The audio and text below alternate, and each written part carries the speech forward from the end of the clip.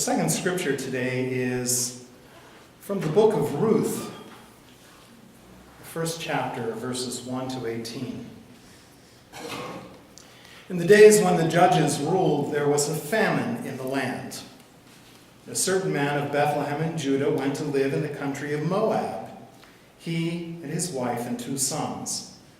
The name of the man was Elimelech, and the name of his wife Naomi. The names of his 2 sons were Mahlon and Chilion. They were Ephrathites from Bethlehem in Judah. They went into the country of Moab and remained there. But Elimelech, the husband of Naomi, died, and she was left with her 2 sons. These took Moabite wives. The names of one was Orpah, and the name of the other, Ruth. When they had lived there about 10 years, both Mahlon and Chilion also died, so that the woman was left without her 2 sons and her husband. Then she started to return with her daughters-in-law from the country of Moab, for she had heard in the country of Moab that the Lord had considered his people and given them food. So she set out from the place where she had been living, she and her 2 daughters-in-law. And they went on their way to go back to the land of Judah. But Naomi said to her 2 daughters-in-law, "Go back, each of you, to your mother's house. May the Lord deal kindly with you as you have dealt with the dead and with me. The Lord grant that you might find security, each of you, in the house of your husband." Then she kissed them, and they wept aloud. They said to her, "No, we will return with you to your people." But Naomi said, "Turn back, my daughters. Why will you go with me? Do I still have sons in my womb that they may become your husbands? Turn back, my daughters. Go your way, for I am too old to have a husband. And even if I thought there was hope for me, even if I should have a husband tonight and bear sons, would you wait until they were grown? Would you then refrain from marrying? No, my daughters, it has been far more bitter for me than for you, because the hand of the Lord has turned against me." Then they wept aloud again. Orpah kissed her mother-in-law, but Ruth clung to her. So she said, "See, your sister-in-law has gone back to her people and to her gods. Return after your sister-in-law." But Ruth said, "Do not press me to leave you or turn back from following you. Where you go, I will go. Where you lodge, I will lodge. Your people shall be my people, your God, my God. Where you die, I will die, and there I will be buried. May the Lord do thus and so to me, and more as well, if even death parts me from you." When Naomi saw that she was determined to go with her, she said no more to her.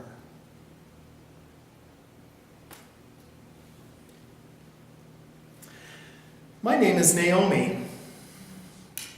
You know the outline of my story, but details are important, so I'd like to share them with you today. Our family was like hundreds of others. Elimelech and I were poor, but we did okay. We loved each other, not a given in our time, but we did. We had a small plot of land. We grew vegetables, had a couple of lemon trees, a few grapevines, some chickens, 2 cows, and a few sheep. We worked hard, but we always had enough to eat. We always had wool to make cloth for clothing. Occasionally, we even had something left over to sell or trade so we could get those few other things we needed. God blessed us with 2 sons, Mahlon and Chilion, good boys. Elimelech was so proud of them. I could see at times he would stop and lean on his plow or his hoe, and he would look over at those 2 boys with his eyes full of joy, and he would go someplace else. He was imagining their future. He was dreaming with joy of what would come for them. He was so proud of those 2 boys. They worked hard. As they got older, that work became more and more important, and it made life easier for us. Our little farm produced more than it had in the past. We had more to sell and more to trade. Of course, they were teenage boys, so we also had more to feed. But life was good, and we felt blessed. Life was good. And then the rain stopped. Our vegetable crops all failed. The lemon trees started to look not so good. It was funny. The first year, the grapes were more sparse, but boy, were they flavorful. We made the best wine we ever made that year. The second year of the drought, they began to die too. We ended up either eating or selling all of the livestock but one cow. We had no food, so instead of eggs, we ate chicken. Instead of wool for cloth, we ate mutton. Instead of milk, we ate beef. Again, it's ironic. We had more protein that year than we'd ever had in our lives. We began to sell everything. Our furniture, our plow, our tools, even my pots, our plates, and flatware. We couldn't get much for them because everyone we knew was in the same situation as us, their farms failing also. And one by one we watched as they sold off everything and then packed up the little they had left and headed south towards Moab. Refugees. I would see Elimelech looking at Mahlon and Chilion no longer with pride and joy, but with worry. Those strong, vital boys now as thin as rails, always hungry. Yeah, I know, teenage boys are always hungry anyway, but this was different. Instead of running and playing and roughhousing, instead of working in the fields, they would just sit and stare. One morning, Elimelech and I were sitting on the stumps of the lemon trees long before cut down wood used for fire or sold. And he turned to me and he said, "I hear there's food in Moab. They had rain." "You can't be serious. Moab is our enemy. The people of Moab are evil. They don't follow our faith. They eat pigs. They wear the wrong kind of cloth. They speak a different language. They're pagans. In all of our stories, God tells us, avoid the Moabites like the plague. Do not go there." "But Naomi, there's food. Look at our sons." There wasn't anything else to say. Later that day, we sold the last cow. We loved that cow. What else could we do?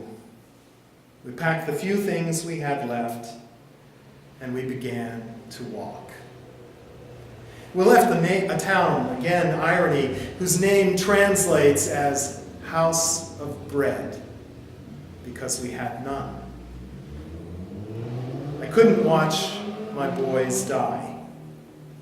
We were desperate. So we left for a place as foreign as it could be, a place where we were not wanted, might be killed, certainly wouldn't be welcomed with open arms. If they were our enemies, we certainly were theirs. But we walked. We walked through the wilderness. We walked up and down mountains. We walked through the desert. On a good day, we might make 18 miles. More likely, we made 7. I don't remember how long it took. I don't even remember how we did it. We had no food. Water was almost impossible to find, especially those first days. We carried everything we owned. I do remember, though, Eventually, things started to change. We started to see a little green here or there.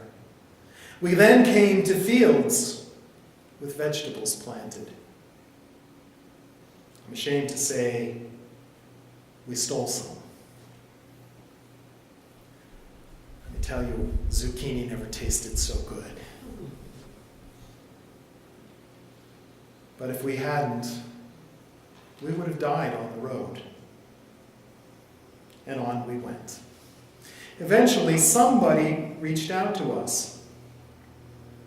They saw the two scrawny, rail-thin boys and their worried father, and they said, "I've got work for you." And Elimelech and Mahlon and Chilion started to work. And there was food then. And quickly they started to put back on weight. And they worked hard. They worked hard. They started to save. We started to save. And eventually we had enough saved that we could buy a little patch of ground in Moab.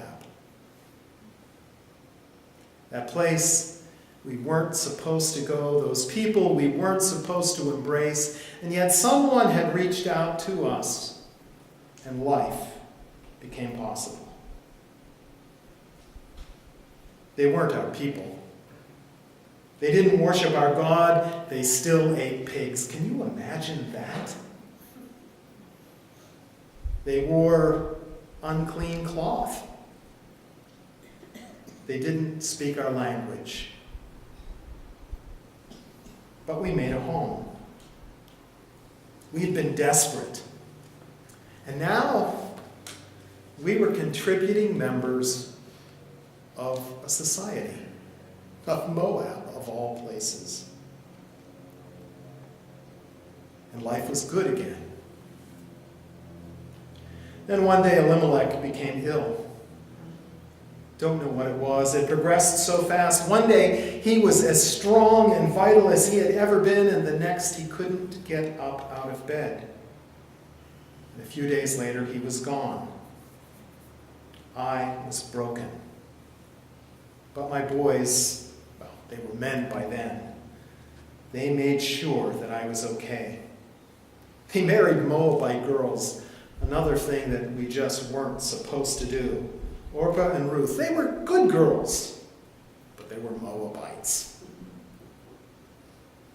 They cared for me. They even tried to learn some recipes from Judah. And they were smart enough to know never to cook pig. Elimelech was gone, but I could imagine a future. I could imagine myself sitting on a chair outside our little house, surrounded by grandchildren.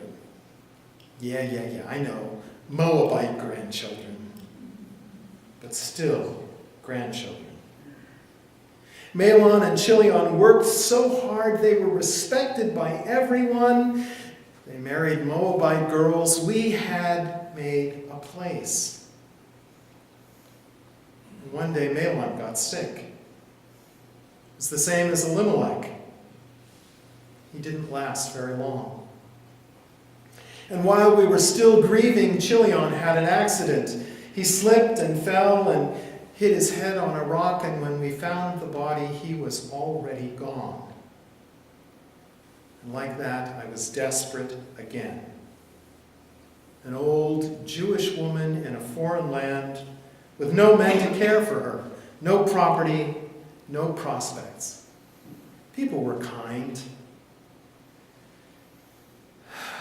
But it was obvious there was no place for me. I was an old woman, and I decided to return to Judah. Perhaps my extended family there would reach out. At least I could glean the edges of the field. That was a law that we had to care for the poor. It was our practice that when you had a field, you didn't take the fruit, the vegetables, the grain from the edge, and instead left it for the poor to come and pick. At least I could do that. Ruth and Orpah couldn't care for me. The best that would happen for them is they would return to their families who might still find husbands for them. They were still young and good women. But no husband would accept the baggage of an old Jewish woman coming alongside.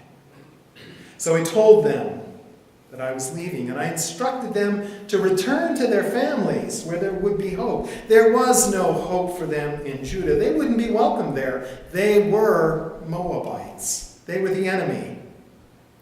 No family would choose them to be wives for their good Jewish sons. The best they could hope for in Judah would be prostitution or gleaning the edges of the field with their Jewish old mother-in-law. Orpah was a smart woman and reasonable. She saw the accuracy of it, and she returned to her family. I heard later that they found a husband for her very soon thereafter, and now she lives a good life, raising a brood of Moabite children. I'm happy for her. Ruth was never an easy woman. She was headstrong. She was strong-willed. She had a mind of her own. My son knew that. And, to be truthful, her family were not the best of people. She knew that they wouldn't help her. Like me, she was desperate.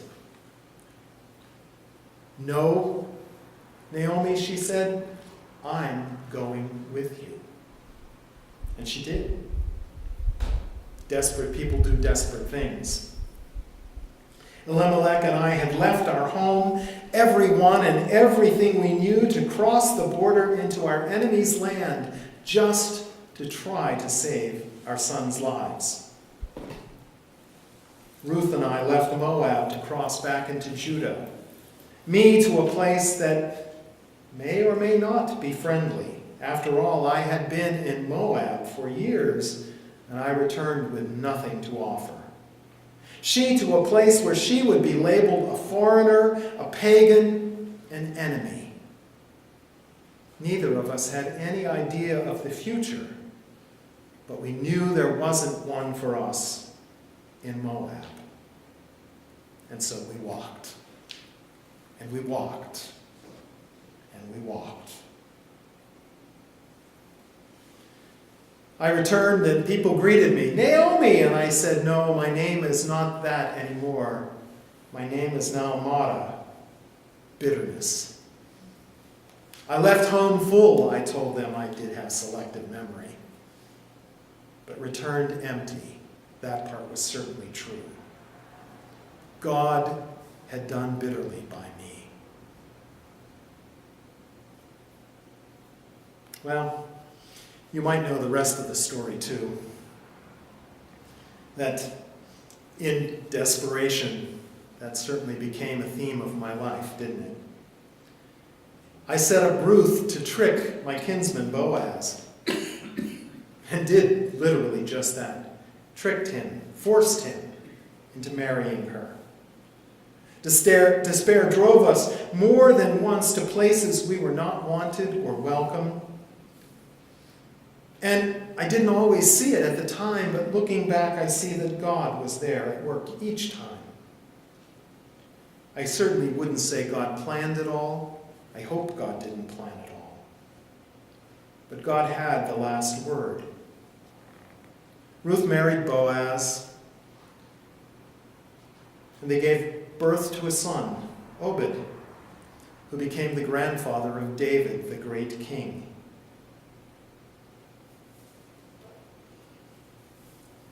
There are even more details than that. The story goes on after him, and you may know some of that as well. Well, now you know the details of my story. Joy and despair, fear and welcome, crossing borders where we were not welcome, only to find people reached out to us in kindness and in grace. And God was there. God is there. God is in it all. I wonder sometimes what might have happened if people had not welcomed us.